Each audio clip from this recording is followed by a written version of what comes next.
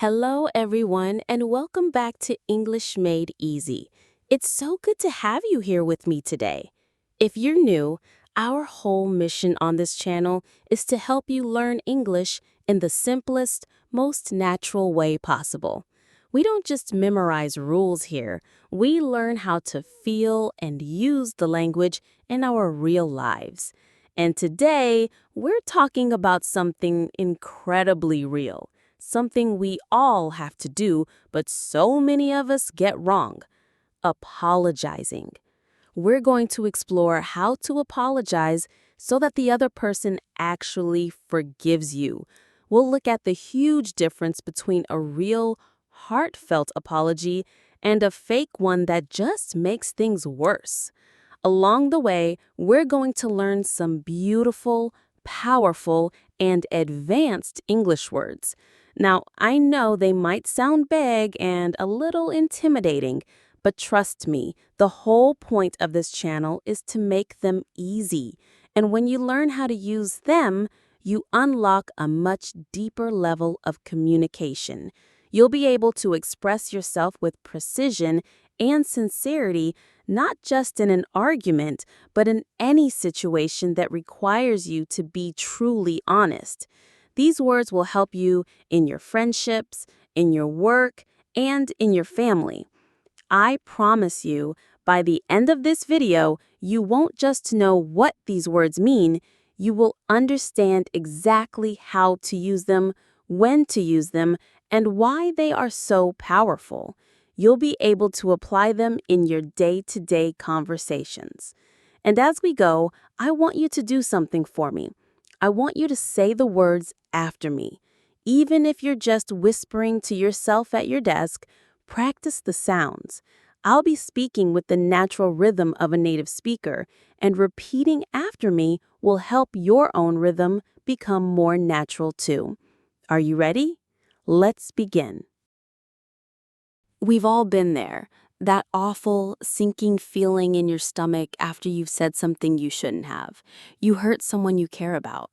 Maybe you were angry, maybe you were careless, maybe you were just having a bad day and your words came out like sharp little stones.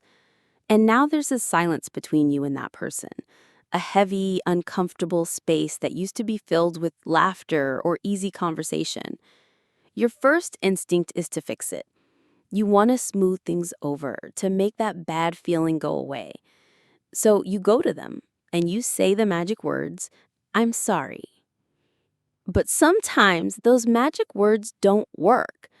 Sometimes you say, "I'm sorry," and the other person just looks at you with the same hurt in their eyes. Or they say, "It's okay," but you can tell from their voice that it's not okay at all. The distance is still there. Why? Why didn't it work? It's often because the apology was missing a crucial ingredient. The first and maybe the most important of our power words for today. That word is accountability. Let's say that word together. Get ready? Accountability. Again, accountability. The stress is on that fourth syllable, bill, accountability. So, what does it mean? In the simplest terms, accountability means taking ownership. It means you raise your hand and you say, "I did that. That was my fault." It's the opposite of making excuses or blaming someone or something else. Think about a common everyday situation. Imagine you were supposed to meet your friend at 2 p.m., but you arrive at 2:30 p.m. Your friend is clearly annoyed.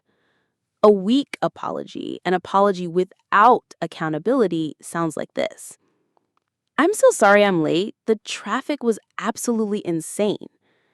Do you see what's happening there?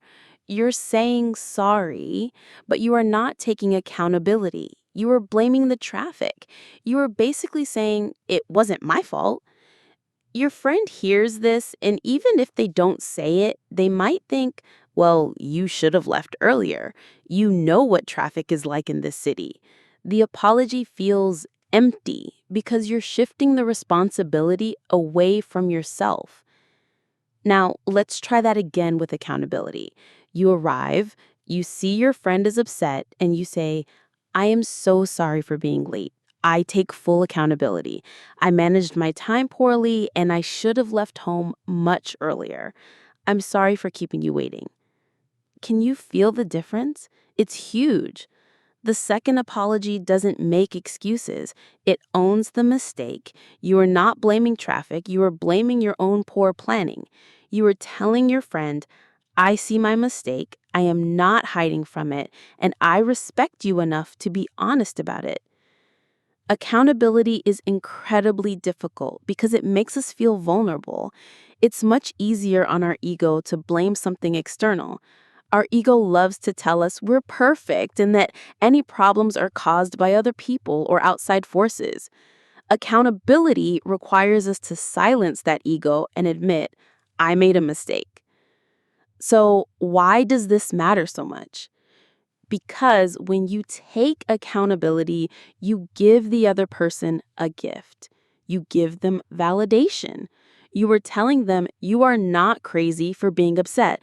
Your feelings are valid because I did something wrong. That validation is the first step towards healing the hurt.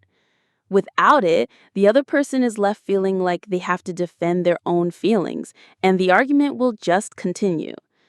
Have you ever been in a situation where someone apologized but they kept making excuses? How did it make you feel? It probably made you feel more frustrated, not less. True accountability is rare, and it is powerful. It's a sign of maturity and strength. It's the foundation of a real apology. The next time you need to apologize, before you say anything else, ask yourself, am I ready to take full accountability for my part in this? If the answer is yes, you're on the right path. The language is simple. You can say things like, I take full accountability for what happened. I realize that was my responsibility and I failed to meet it. There are no excuses. What I did was entirely my fault. This doesn't mean you have to take the blame for everything, especially in a complex argument where both people made mistakes. It just means you have to clearly and honestly own your part. That's accountability. So, you've taken accountability, you've owned your mistake. That's a massive step. But your apology is still missing its heart, the emotional core. And this brings us to our next incredibly important word, contrition. Let's practice this beautiful word, contrition. One more time, contrition. The stress is on that middle syllable, tri, contrition. Contrition is a noun, and it means a state of feeling remorseful and penitent. Okay, that was a dictionary definition. Let's make it easy. Contrition is the deep, genuine, heartfelt feeling of being sorry. It's not just the words, I'm sorry. It's the feeling behind the words. It's the ache in your chest when you realize you have truly hurt someone. It's an internal feeling, a state of being. You can say you're sorry without any contrition at all. Think about a child who is forced to apologize for hitting their sibling. They might mumble, sorry, while looking at the floor, their arms crossed. The words are there, but there is no contrition. You can feel the absence of it. They are not sorry they hit their sibling. They are only sorry they got caught. Many adult apologies are just like that. We say sorry because we want the uncomfortable situation to be over. We want to stop feeling guilty. We want the other person to stop being angry at us. The apology is fundamentally selfish. It's about making ourselves feel better. An apology with true contrition is different. It's not about you. It's about the person you hurt. When you feel contrition, your focus shifts from your own discomfort to their pain. You are not just sorry you got into trouble, you are sorry for the pain you caused. Let's imagine a scenario. You made a joke about your friend's new haircut, thinking it was funny, but it deeply hurt their feelings. A fake apology, one without contrition, might sound like this. "Oh, come on, I was just kidding. I'm sorry if you're so sensitive." This is a terrible apology. It combines a lack of accountability, just kidding, with a complete lack of contrition. It even insults the other person if you're so sensitive. Now let's see what it looks like with contrition. You see the hurt on your friend's face. You feel that pang of regret in your stomach. You approach them later and say, "Hey, I need to apologize for what I said earlier about your hair. That wasn't funny. It was a cruel thing to say. I can see that I really hurt you, and I feel absolutely terrible for it. My words were thoughtless, and I am so, so sorry." The difference is everything. The second apology is filled with contrition. It acknowledges the other person's pain. "I can see that I really hurt you." It uses emotional language. "I feel absolutely terrible for it." It shows that you have reflected on your actions and you genuinely regret them. How do you show contrition? It's not just about using the right words. It's in your tone of voice. It's in your body language. You make eye contact. You don't rush the conversation. You listen. The most powerful way to show contrition is to stop talking after you apologize and just listen to how the other person feels. Let them tell you how your actions affected them. Don't interrupt. Don't defend yourself. Just absorb it. This act of silent, patient listening is one of the loudest ways you can say, "Your pain matters to me more than my ego right now." So, a synonym for contrition could be remorse or deep regret. It's a heavy, serious feeling. You don't need to use the word contrition in your apology itself. It's not a word you say, it's a word you feel. But understanding it helps you to build an apology that is sincere and healing. Before you apologize, check in with yourself. Are you just trying to get out of a difficult situation, or do you truly feel the weight of your actions? Find that feeling of contrition first. Let it guide your words. You've taken accountability. Your heart is filled with contrition. You're ready to deliver an apology that is honest and real. Now we need a word that adds a layer of absolute, undeniable sincerity. It removes all doubt. That word is an adverb, unreservedly. Let's try this one. Unreservedly. Say it with me. Unreservedly. Unreservedly. The main stress is on the third syllable, serve, unreservedly. To do something unreservedly means to do it completely, without any reservations, doubts, or conditions. It means wholeheartedly or without holding anything back. This word is the ultimate enemy of the "I'm sorry, but" apology. The "I'm sorry, but" is one of the most common and most destructive forms of a fake apology. The moment you say the word "but," you erase everything that came before it. "I'm sorry I yelled at you, but you were really pushing my buttons." "I'm sorry I forgot your birthday, but I've been under so much stress at work." What the other person hears is not the apology. They only hear the excuse. They hear, "My actions were justified. It's actually your fault." Or, "My problems are more important than your feelings." It's an apology with a condition, with a reservation. Using the word unreservedly, or at least embracing its spirit, forces you to remove the "but." It forces you to offer a clean, pure apology. Imagine a high-profile CEO whose company made a huge mistake that affected thousands of customers. A weak corporate-style apology might say, "We regret any inconvenience our customers may have experienced." This is passive, cold, and avoids accountability.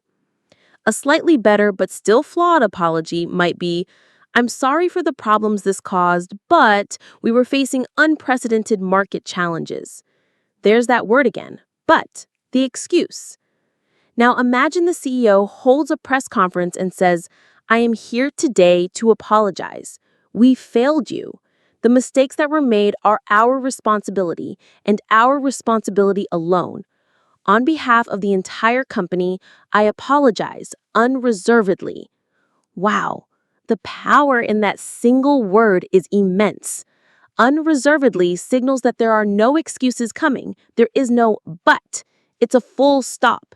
It communicates absolute ownership and sincerity. You're saying, I am 100% sorry, not 90%, not 75% with a little bit of blame for you, 100%. You can use it in your personal life too, although it's quite a formal and strong word. It's best used for serious situations. For example, if you have betrayed a friend's trust in a significant way. You could say, what I did was a complete betrayal of your trust, and I can never take it back. I am unreservedly sorry for the pain I have caused you. It adds a level of gravity and formality that shows you understand the seriousness of your mistake. It leaves no room for misinterpretation. Even if you don't use the word unreservedly itself, the principle is what's important. Apologize without conditions. Apologize without excuses. Before you speak, check your sentences for the word but. If you find it, delete it. Your apology will become 1,000 times stronger. Think of it like giving a gift. A good apology is a gift of healing that you offer to someone else.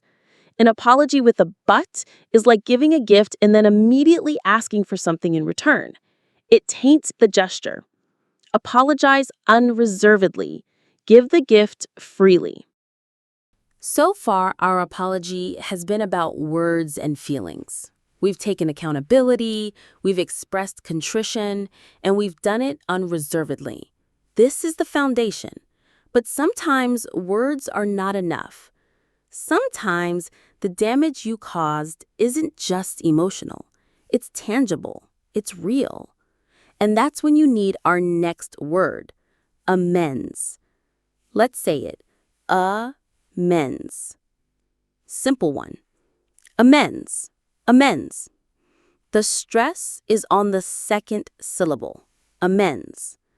It's almost always used in the phrase to make amends.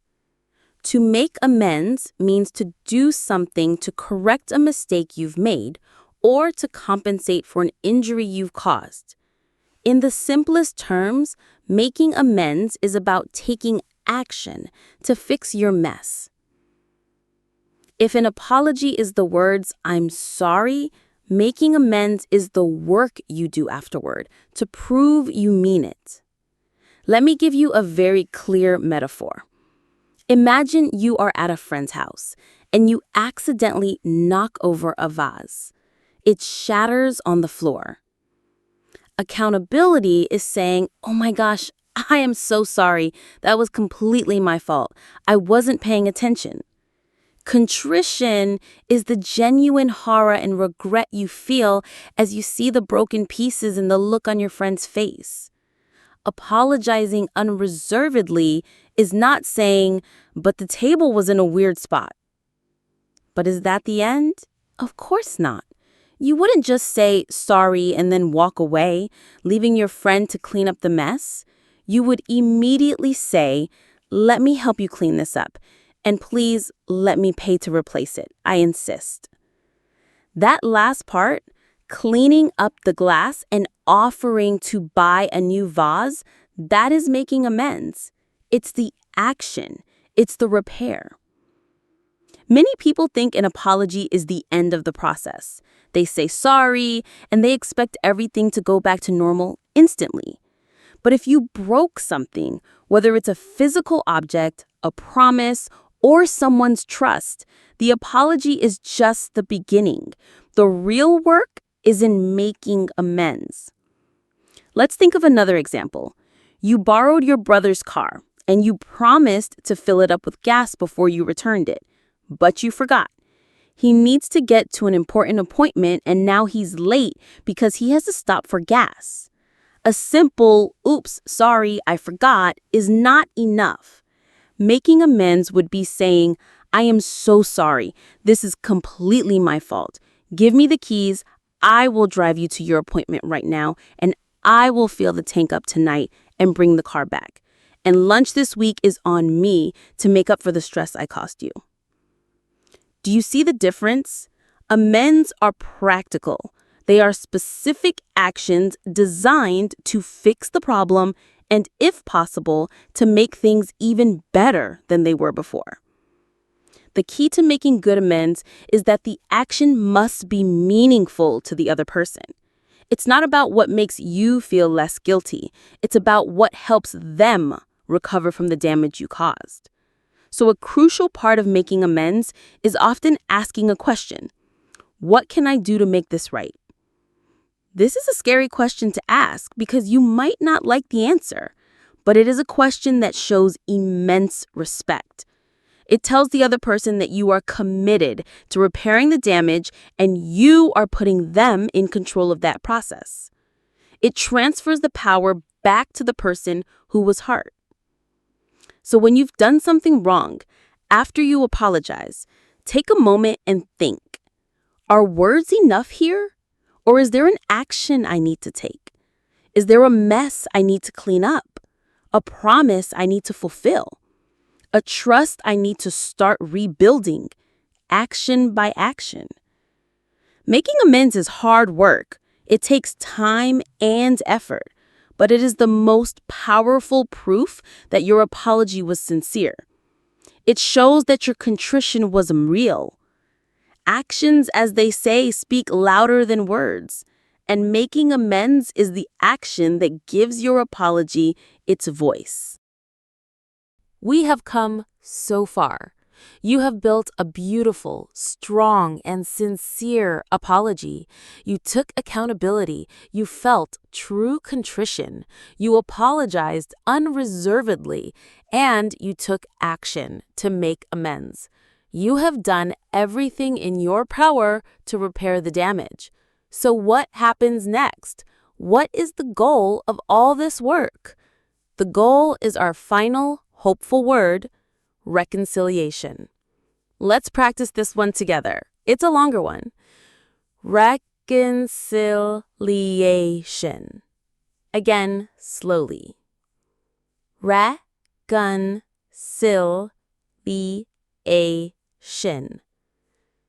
The main stress is on that second to last syllable, A.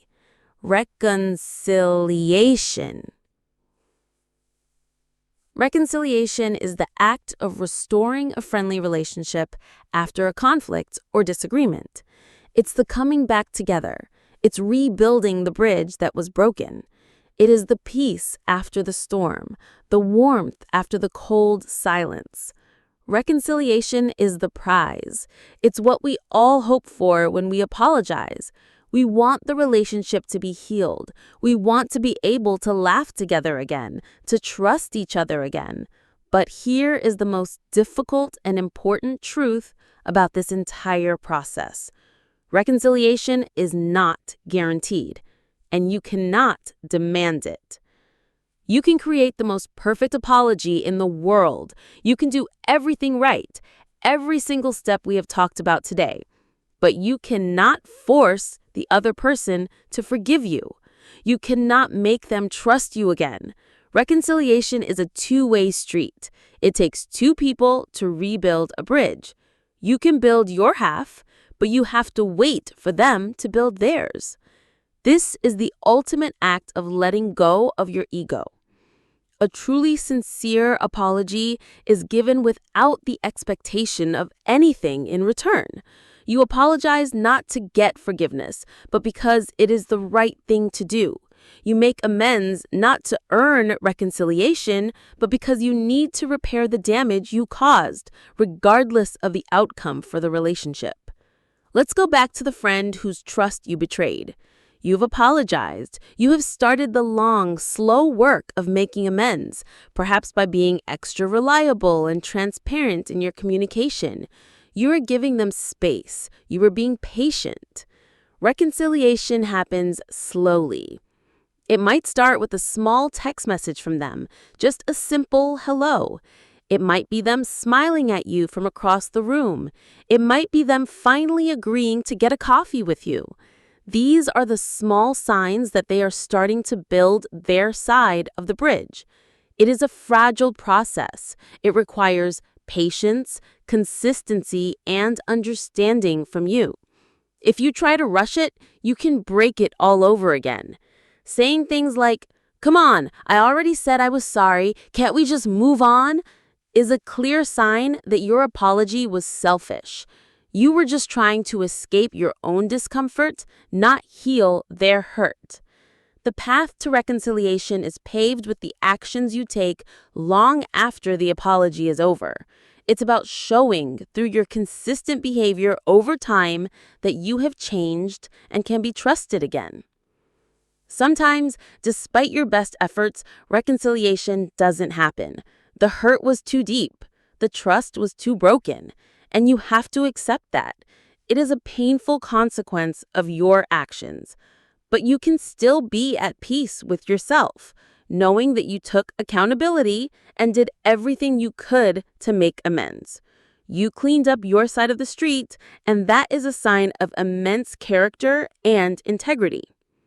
So we hope for reconciliation. We work towards it with patience and humility, but we do not demand it. We offer our apology as a gift, and whether and how they receive it is up to them. The ultimate goal is to restore harmony, but the immediate duty is to be honorable in our response to the harm we've caused. And so we see that a real apology is a journey. It starts with the strength of accountability, finding its heart in the feeling of contrition. It is delivered unreservedly, without excuses, and then brought to life through the hard work of making amends. And if we are lucky, if we are patient, this difficult journey can lead us to the beautiful destination of reconciliation. These aren't just vocabulary words. They are a roadmap to becoming a better, more honest, and more compassionate human being. A real apology isn't about finding the right words to say. It's about having the courage to listen to the words you need to hear. What do you think? Do you agree with these steps? Is there anything you would add? Write your thoughts down in the comment section below. I'd love to read them, and I'm sure everyone else would too.